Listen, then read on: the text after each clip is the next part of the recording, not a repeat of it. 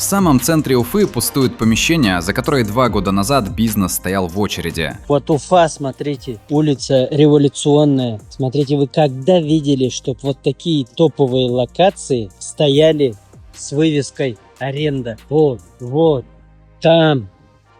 Посмотрите, тут парк, трафик. Очень хорошее место. Но, тем не менее, вот, пожалуйста. Топейшие локации, и никто их не берет. Хотя 2 года назад сюда, даже если хотел бы встать, не дали бы. Потому что очередь стояла на эти локации. Сейчас все, капец полный. Хабиров руководит республикой 8-й год. Итог его работы – падение доходов, бегство бизнеса, мертвые витрины. Сам он в это время открывает набережные, собирает ордена и рассказывает про инвестиции. Но самый честный отчет о его работе – вывески «Аренда» по всей Уфе. Республику довели до того, что даже центр столицы никому не нужен.